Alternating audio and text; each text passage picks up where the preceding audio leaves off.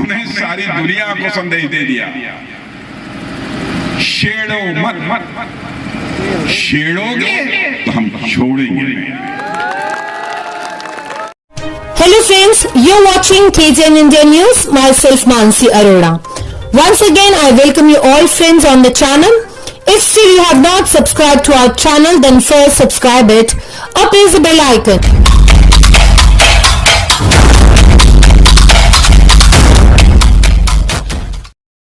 और आपको बता दें, भारतीय जनता पार्टी ने फिर शुरू कर दी धर्म की राजनीति। हालांकि आपको बता दें, कटरा में केंद्रीय रक्षा मंत्री राजनाथ सिंह आने के बाद में उन्होंने लंबा चौड़ा भाषण दिया।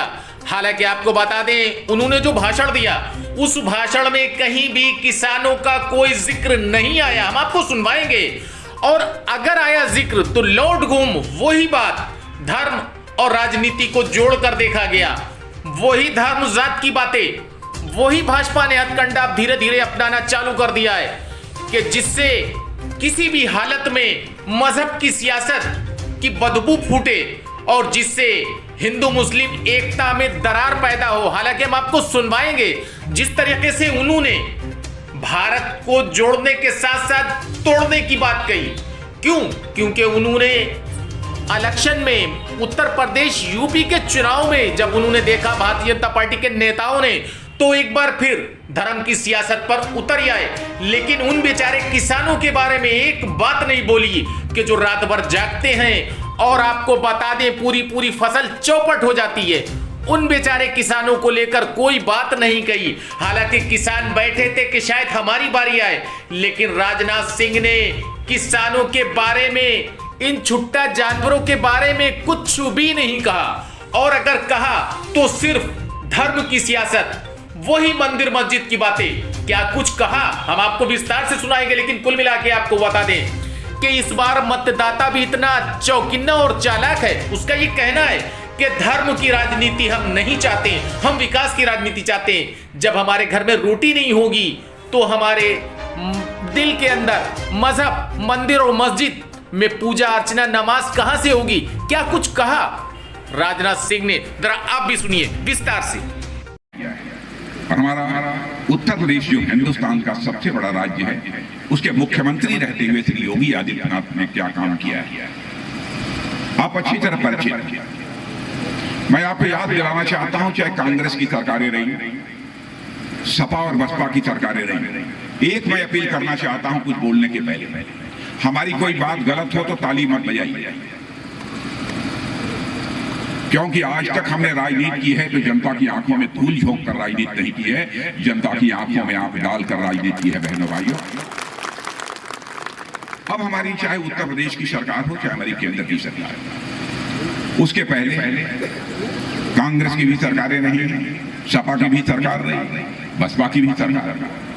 बहनों भाइयों, हर सरकार के मंत्रियों के ऊपर भ्रष्टाचार के आरोप लगे होंगे, लेकिन कोई मां का हाल, चाहे वो भारत का रहने वाला हो अथवा दुनिया के दूसरे देश में भारतवासी रहता हो, उंगली उठाकर नहीं कह सकता कि हमारे किसी मंत्री के दामन पर कोई भ्रष्टाचार की दाग लगी।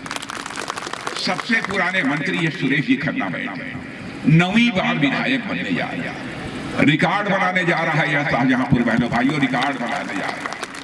मैं तो सुरेश खन्ना जी को मैं कहता हूं कि सचमुच यह राजनीतिक क्षेत्र में यह काम करने वाला व्यक्ति कोई साधारण व्यक्ति नहीं है, बल्कि राजनीतिक क्षेत्र का मैं सुरेश खन्ना को संत के रूप में मैं इन्हें सम्मानित करना मैं चाहता हूं। संत के रूप, जिस पर गौरी ने आक्रमण करके तहत नहत कर दिया, उसको या तो हमारे पहले राष्ट्रपति स्वर्गीय डॉक्टर राजेंद्र प्रसाद जी ने उसका निर्माण कराया था, नहीं तो भव्य स्वरूप सोमनाथ मंदिर को देने का काम यदि किसी ने किया है तो हमारे आज के प्रधानमंत्री नरेंद्र भाई मोदी ने किया। काशी विश्वनाथ मंदिर आताताइयों ने आकर उसे तोड़ दिया, अहिल्याबाई ने उसका निर्माण कराया कुछ हद तक, लेकिन फिर भी जो भव्य स्वरूप होना चाहिए था काशी विश्वनाथ मंदिर का, वह उसे प्राप्त नहीं हो सका था। आजाद भारत के इतिहास में इस काम को यदि किसी ने पूरा कराया है तो हमारे प्रधानमंत्री नरेंद्र भाई मोदी ने पूरा कराया। बहनों भाइयों, उदाहरण बहुत सारे हैं। केदारनाथ में तबाही आई थी, केदारनाथ की हालत क्या हो गई? चारों धाम आप दर्शन करने के लिए नहीं जा सकते थे, रोड इतनी खराब थी। लेकिन ऑल वेदर रोड उत्तराखंड में बनाने का काम यदि कोई सरकार कर रही है तो हमारी सरकार कर रही है। हम मंदिरों की बात करते हैं, क्यों करते हैं? हम ऐसी राजनीतिक पार्टी हैं, हम देश की विरासत को भी सुरक्षित रखेंगे और देश का विकास भी हम करेंगे।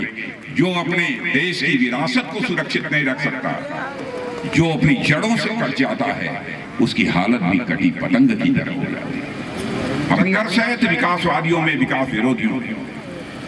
यदि आप विकास चुनेंगे तो सुशासन होगा और गरीब के घर राशन,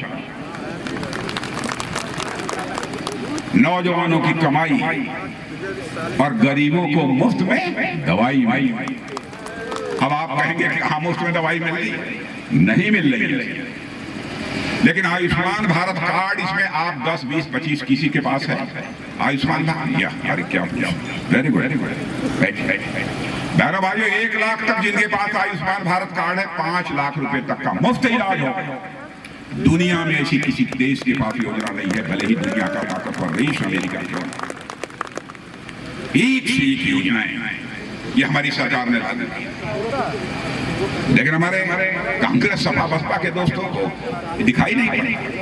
हर घर में नल में जल। हमारी माताएं बहनें जिनके पास पैसा नहीं, पास में कुआं नहीं है, दूर से जाकर कुएं से पानी लाती हैं, 2-2, 3-3 घड़े भरकर पानी लेकर आती हैं। जलाशय होता है तो वहां जाकर घड़े भरकर पानी लाती हैं। कौन उनकी बड़ी? पहले भारत दुनिया के मंचों पर, अंतर्राष्ट्रीय मंचों पर कुछ बोलता था तो दुनिया गंभीरता पूर्वक हमारी बात नहीं सुनी। कहते भारत के हैं नेता, भारत के प्रधानमंत्री हैं, राष्ट्रपति हैं, कमजोर है भाई, सुनो न सुनो क्या फर्क। आज सीना ठोक कर कह सकते हो बहने भाई, भारत यदि अंतर्राष्ट्रीय मंचों पर बोलता है तो दुनिया कान खोलकर भारत को सुनती है, कान खोलकर भारत को सुनती है। भारत ये कमजोर भारत नहीं रहा, भारत अब ताकतवर भारत बनता जा रहा है, ताकतवर भारत बनता जा रहा है। भारत का मैं गृह मंत्री, उरी पुलवामा में पाकिस्तान से आकर कुछ आतंकवादियों ने कायराना हमला करके हमारे पैरामिलिट्री फोर्सेस को मार डाला। प्रधानमंत्री ने हम 2-3 लोगों को बुलाया, चटपट हमारे प्रधानमंत्री ने फैसला कर लिया बहनों भाइयों। और आपने देखा हमारे सेना के बहादुर जवानों ने पाकिस्तान की धरती पर जाकर सर्जिकल स्ट्राइक की और एयर स्ट्राइक करके आतंकवादी ठिकानों का सफाया कर दिया। साहब मुखर्जी ने उस समय घोषणा पत्र जब जारी किया था 1951, आजादी मिलने के 4 साल बाद, तो उस समय अपने घोषणा पत्र में कहा था जिस दिन हमको भारत की संसद में स्पष्ट बहुमत मिल जाएगा, धारा 370 जिसके तहत जम्मू कश्मीर को विशेषाधिकार प्राप्त है, हम चुटकी बजाकर धारा 370 को समाप्त करेंगे और जम्मू कश्मीर का भी वही दर्जा होगा जो हिंदुस्तान के अन्य राज्यों का दर्जा है। बहनों भाइयों, हम लोगों ने करके दिखाया। भारत का विभाजन नहीं होना चाहिए, मैं इसे दुर्भाग्यपूर्ण मानता हूं। लेकिन पिछली बातों को मैं उधेड़ना भी नहीं चाहता, लेकिन हो गया बन गया भारत और पाकिस्तान। पाकिस्तान में हमारे बहुत सारे हिंदू, सिख, ईसाई, पारसी, यहूदी जो भारतीय मूल के, वहां पर उनका धार्मिक उत्पीड़न होता था, थक कर वहां से भारत आते थे। भारत की नागरिकता न मिलने के कारण यहाँ पर जलालत की जिंदगी वह जीने के लिए मजबूर होते। हम लोगों ने बहुत पहले कहा था हमारी जिस दिन सरकार बनेगी और संसद में स्पष्ट बहुमत मिलेगा, हम एक नागरिकता कानून बनाएंगे ताकि पाकिस्तान, अफगानिस्तान, बांग्लादेश का रहने वाला कोई भी अल्पसंख्यक यदि भारत में आकर नागरिकता लेना चाहता है तो उसे नागरिकता। मैं याद दिलाना चाहता हूं 84 से हम लोग कहते चले आ रहे हैं हमारी सरकार आएगी, ऐसे हालात पैदा होंगे कि अयोध्या की धरती पर भव्य राम का मंदिर बनकर रहेगा। बहनों भाइयों, अब आप जानते हैं इस संबंध में कुछ कहने की जरूरत नहीं है। आज भव्य मंदिर का निर्माण वहां हो रहा है जाकर। Friends, if you want to see these kind of facts in future, please subscribe to our channel and watch the latest videos by liking it and pressing the bell icon.